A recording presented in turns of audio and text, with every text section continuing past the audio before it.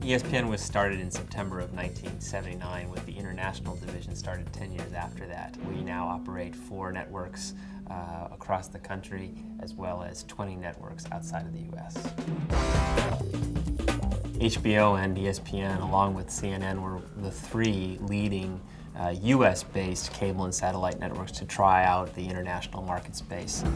We said to ourselves, let's try to expand the ESPN brand name around the world. It wasn't that we had done a great deal of research that said there's an urgent need for ESPN sports around the world. It was more a gut feeling that sport was something that was global, much the way movies and news seemingly were also global. Frankly, the research that was done early on was minimal. It was more just in terms of basic demographic information, what kind of cable and satellite household penetration the various platforms around the world had, what some of the channels that had already been launched were receiving in terms of subscriber fees, and what the basic ad market was.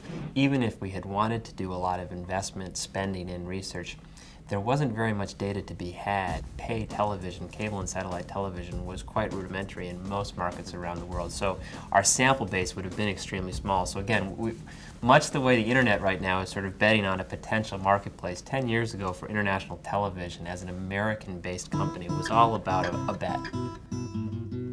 First time that we left the United States was to go down into South America, and so South America remains about 40% of our total business. The market down there, as is true not only for television but for most products and services, is really dominated by 3 countries, and that would be Argentina, Brazil, and Mexico. Those are by far the 3 most important markets for us in television, and as I say, that would be true if we were selling soap or cars or whatever. We are in Europe, but in Europe we're in a partnership, so we do not have a brand presence in Europe. It's actually built around Eurosport. It's an important market to us, but it's obviously a marketing challenge because it's a different brand. In Canada, again, it's in partnership. We do not have ESPN branding there. Very attractive market for us. It's a market we would like to explore further. Then Asia, we have, truly massive operation there. We're in 25 countries spanning all of Asia.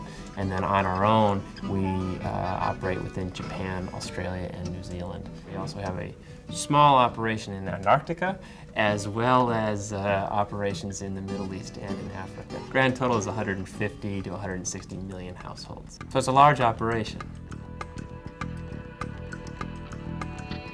The initial thought was really to bring the product that we had here, news, information, and American sports, to a global audience. As the years have progressed, we have invested far more in the localization of sports.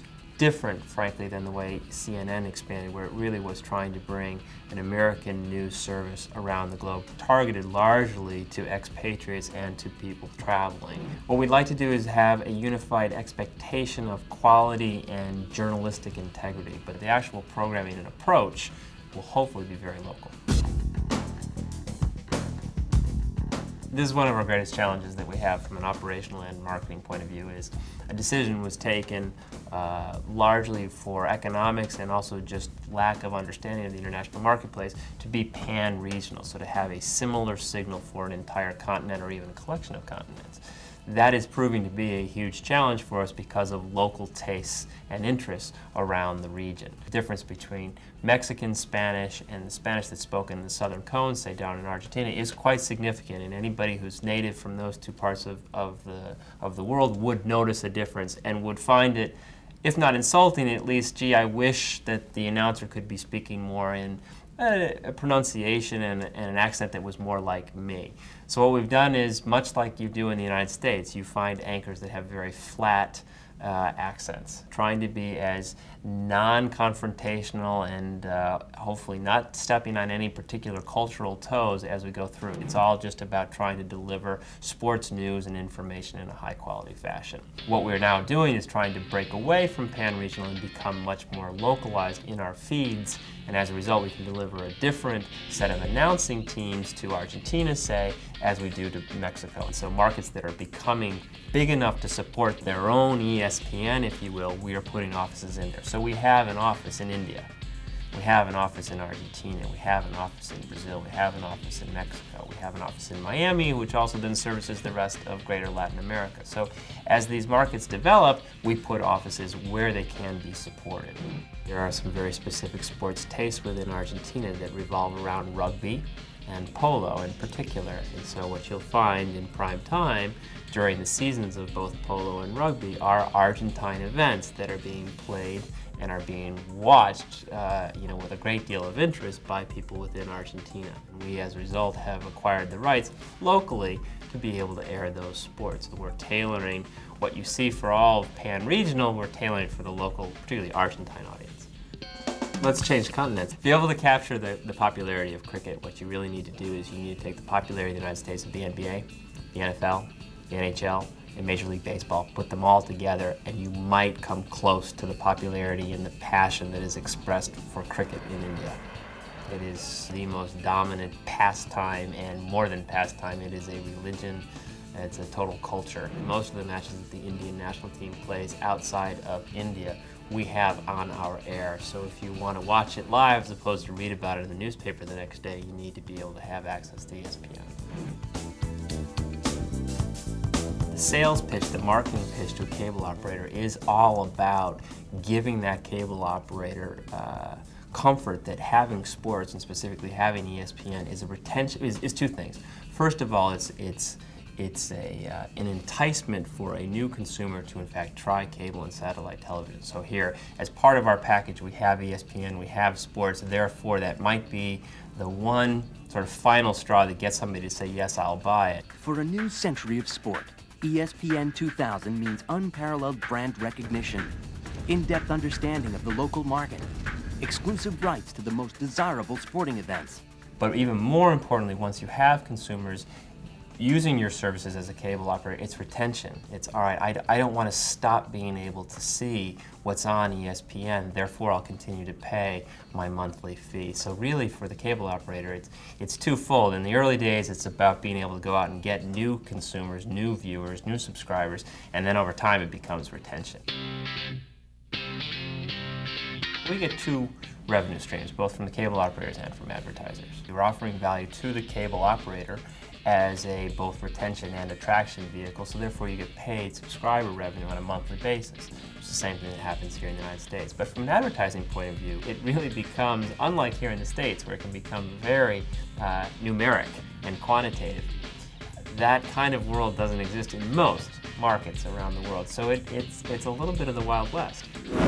ESPN is the new century's one-stop location for international advertising. We can target your advertising or sponsorship message to any region for any sport in any form. Such as program entitlement. Sponsors can secure entitlement to certain shows or segments. Billboards. A 10-second sponsorship connecting your corporate logo to the event.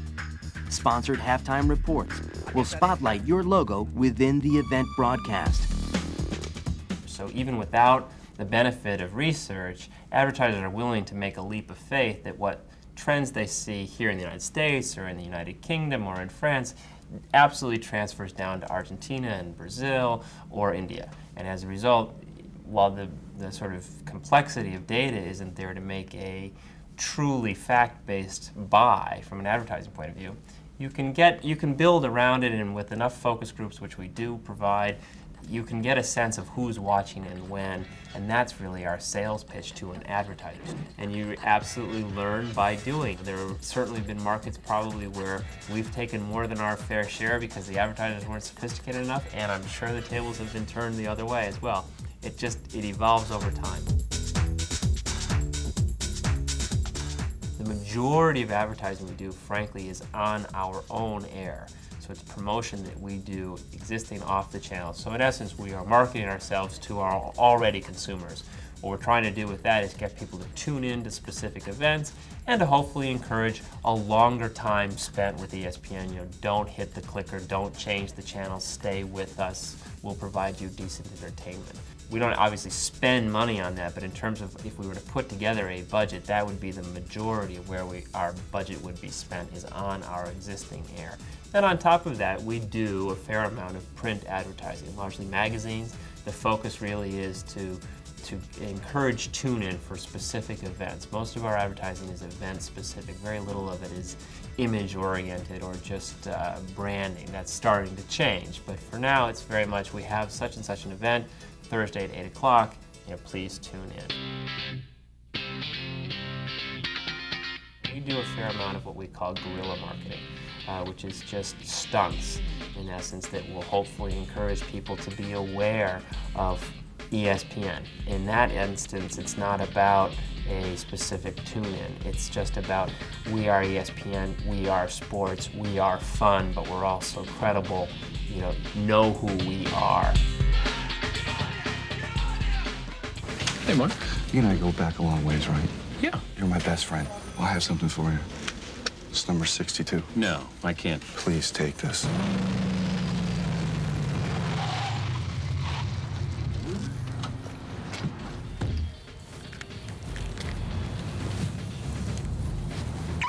ESPN has really prided itself on its journalistic integrity and its commitment to providing sports news and information unlike anybody else. In 3, 2, 1.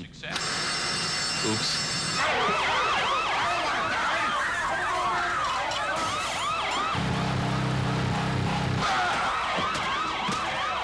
More from the NBA and an NFL trade right after this. We definitely have a few bugs to work out, but we'll be ready. Follow me! Follow me to freedom! For us internationally, converting what is a very much an American approach with a fair amount of humor has been a challenge. And for the most part, sports news and information is an intensely local concept. People have passing interest in what's going on around the world. And even that interest only becomes truly interesting if somebody that you know, some person from your country, is involved. So you need to make it localized. So for us, the only way it will be successful is to in fact be local.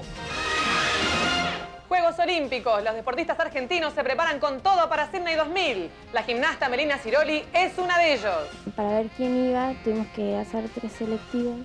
Si hoy ganamos, creo que éramos serios candidatos para el título. Ahora tenemos que pelear con Boca, con San Lorenzo y Colón. It's very hard to retain sports rights for all of the most popular sports in any country, and certainly in the United States. So the only way you can ensure having long-term access to sports is if you yourself control them and you yourself produce them, as opposed to being dependent upon another league or association. So the X Games are a production that's entirely in-house.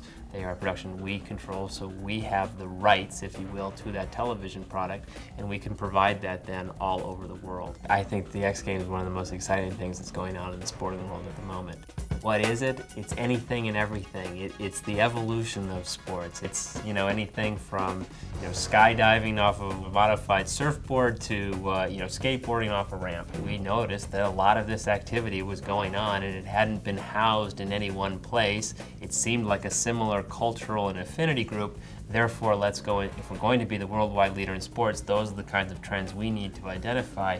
Let's enter into it and see what can become of it. We had an experiment in Thailand, which we learned a lot. It wasn't a particularly successful event, but we learned a lot, and then we returned to the same location in Thailand and had an incredibly successful event. The desire of the company is to have ESPN all over the world. So that is our brand. That's the brand we were trying to build. Over the next 10 years, I expect the brand name and the brand value of ESPN to be increased substantially internationally as we start to invest more and more behind the brand. Because in the past, it's really been about just obtaining distribution, and that's been our focus. It hasn't really been a marketing effort, as I said before, to build the brand. Now that we really are pretty close to fully distributed. Yes, we can do better, but pretty fully distributed. Now we have the opportunity to really invest behind the brand and make the brand mean something to a consumer, something that the consumer can feel, can touch, can experience beyond just the television images. And that's where we are going over the course of the next 10 years.